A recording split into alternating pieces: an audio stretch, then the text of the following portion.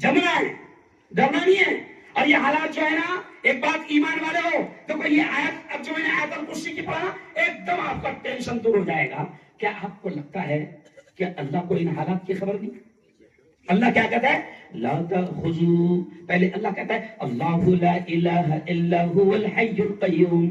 ऐ मेरे बंदो, मैं वो अल्लाह हूं जो हमेशा हमेशा जिंदा रहने वाला हूं, हमेशा हमेशा बाकी रहने वाला हूं। और सुनो, ला ताखुज़ुहु सिनतुन वला नौम, और मेरे बंदो, न मुझे नींद आती है न मुझे ऊंघ आती है। और एक जगह अल्लाह कहता है वला तहसबन्नल्लाह गाफिलन अम्मा यअमलु ज़ालिमून। कुरान की दूसरी आयत में कहता है, और ईमान वालों, अल्लाह कहता है कि अल्लाह को बेखबर न समझो, ये जालिम जो कुछ भी कर रहे हैं अल्लाह को सब खबर है। इराक में क्या हो रहा है अल्लाह को खबर है, फलस्तीन गज़ा में क्या हो रहा है अल्लाह को खबर है, लेबनान, शाम और बर्मा, आसाम और कश्मीर में क्या हो रहा है सब अल्लाह को खबर है। और हिंदुस्तान में वजीर आजम क्या बावले चाले कर रहा है ये भी अल्लाह को, अरे बोलो, खबर है। और जब चलेगी ना उसके लाठी।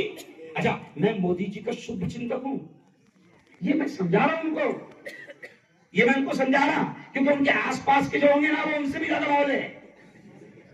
मैं उनको समझा रहा, मोदी जी तुम बहुत छोटे से आदमी हो, बहुत छोटे से आदमी हो, तुम संविधान से बड़े नहीं हो।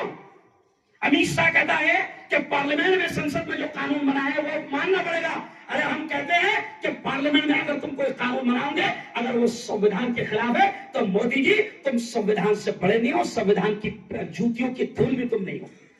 हम संविधान को मानेंगे, और ये जो तुम हरकतें कर रहे हो ये संविधान के खिलाफ है। जो हक हमें हमारे संविधान ने दिया है ये उसके खिलाफ तुम हरकतें कर रहे हो, तुम संविधान से बड़े नहीं हो। इंशाअल्लाह हम संविधान को सामने रखकर, जैसे फारूक शेख साहब ने इशारा किया, मैं हर जगह इशारा कर रहा हूं, मुसलमानों को मैं कह रहा हूं कि पहले दिमाग में से ये बात निकाल लो कि ये हिंदू मुस्लिम का झगड़ा है, हिंदू मुस्लिम का है कि नहीं। एरंडोल में भी तुमने थोड़ा सा कमी कर दिए, यहां भी जीतते थे ना हर पार्टी के, उनको लाना था यहाँ पर। एरंडोल में राष्ट्रवादी, शिवसेना, कांग्रेस सारे, क्योंकि याद रखो बहुत प्यारी बात है, पार्लियामेंट में 238 में से 230 अगर कहूं तो शायद गलत नहीं होगा, हिंदू खासदारों ने अपना सपोर्ट किए। बजाओ यहाँ तालियां। तो सर, तो इसका मतलब हिंदू हमारे साथ है। ये मैसेज हुकूमत क्या चाह रही, हिंदू मुस्लिम हो जाए, और अपन क्या करेंगे, नहीं होने देंगे, नहीं हो जाए। मैं इसलिए तो कह रहा कि भाई वो तुमको उकसाएंगे। ऑल इंडिया मुस्लिम मोर्चा बोर्ड के बड़ों ने कहा कि तुमको उकसाया भी जाएगा, तुमको वर्गलाया भी जाएगा, तुमको बहकाया भी जाएगा, तुमको गुस्से में भी लाया जाएगा। अच्छा, फतरा को दूसरे भेजेगा, समझ रहे ना, फतरा कैसे भी आया तो फिर अपन चैन से बैठेंगे नहीं, लेकिन फिर भी चैन से बैठना है। क्या कर रहा है? अच्छा, जो नारे लगाता ना, साथ में कभी रैली निकलेगी, अभी आगे चल के सब करेंगे बराबर। ये अभी अपन इशारा कर रहे थे, पहले ये जो कारवा घूम रहा ना, ये जिले के हर आदमी को ये समझा रहा कि पहले मुसलमानों तुम समझ लो कि वक्फ का झगड़ा क्या है, फिर जिस दिन तुम समझ जाओगे तो तुम खुद मैदान में आ जाओगे। और अल्लाह का शुक्र है, मैं कहता हूं ना कि हम जमीनों से इतनी मोहब्बत करते कि अगर अभी अपनों को पता चल जाए कि बाबा कलकत्ता गए थे, बंगाल गए थे, और बंगाल में बाबा ने 3000 का प्लॉट खरीदा था, अल्लाह की कसम अगर आज पता चल जाए तो अपन वहां जाएंगे, छोड़ेंगे क्या? अरे बोलो नहीं। नागपुर आरएसएस का गढ़ है, मैंने वहां पर ये जुमला बोला, हर जगह बोल रहा हूं मैं, नागपुर आरएसएस का गढ़ है। मैंने कहा देखो मोदी जी, फालतू ये भावले चाले मत करो, हम इतने डेंजर कौम है कि सग्गा भाई भी एक बिल्लास घुस गया तो अल्लाह का शुक्र है उसको छोड़ते नहीं, किसको छोड़ते नहीं। अरे बोलो, आज सेंदूर में ये जुमला बोला मैंने तो वहां लोग बहुत हंस रहे, तो मेरे समझ में आ रहा था यार ज्यादा क्यों हंस रहे, थोड़ा ज्यादा हो गई थी, ज्यादा हंस रहे। तो बाद में उन्होंने सेंदूर ने आकर बताया, मुफ्ती साहब ज्यादा इसलिए हंस रहे कि अभी तुमने एक बिल्लास की बात करे, अरे जुम्मा से पहले 1 इंच पे झगड़े हुए ला, अब भी पुलिस स्टेशन से लाए। सही बात है सर, यही बोले तो मैंने कहा मोदी जी वोट डेंजर कौन है, हम समझ रहे हैं, आप देश को हमने बचाया था। अच्छा, अभी एक खास बात, उलमा मैदान में उतरे हैं, रमजान के मुबारक महीने में रोजे की हालत में दिल्ली के जंतर मंतर पर उलमा ने धरना दिया, इसलिए हुकूमत घबराई हुई है, क्योंकि हमेशा हुकूमत को डर होता है किससे, अरे बोलो भाई, यहां से भी आजादी से पहले किसने बनाया?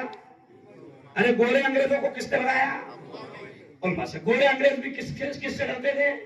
उल्मा से। और अभी काले अंग्रेज भी उल्मा से डरते नहीं।